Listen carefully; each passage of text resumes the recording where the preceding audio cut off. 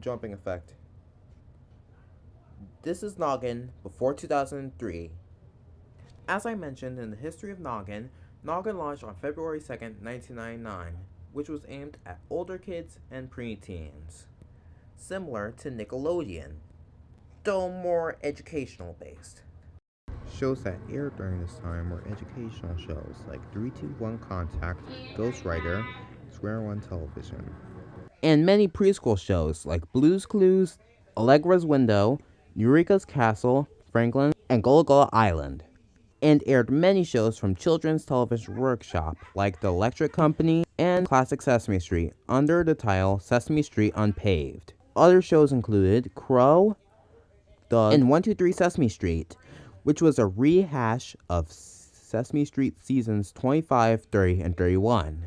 Interstitials like Deja Noggin, which aired memorable clips from The Electric Company and Sesame Street.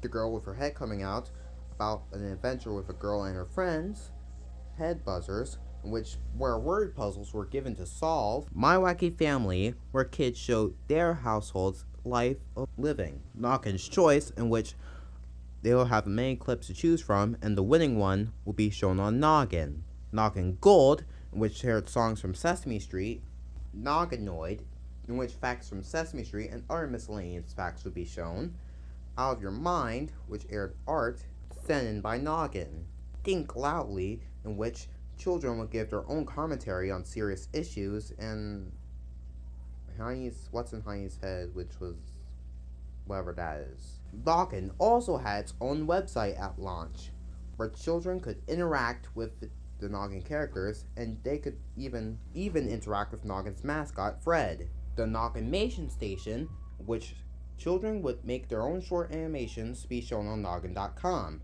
And speaking of Fred, he got his own show called The Fred on Your Head Show, where he would introduce the shows and would do some interesting stuff on the show.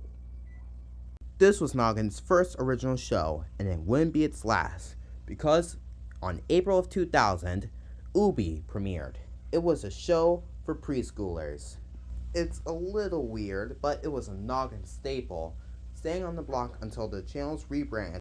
More interstitials like A Walk in Your Shoes, in which two children from different lifestyles would switch places for the day.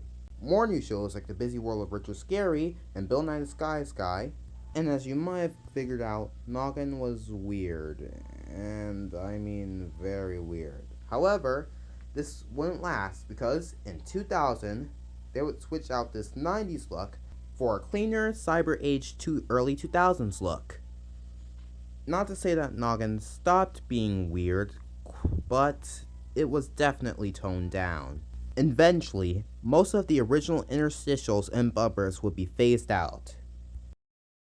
Also in 2000, a block on Nickelodeon called Noggin on Nick was made in order to give people a taste of what Noggin was all about, which aired most of the shows in Noggimations.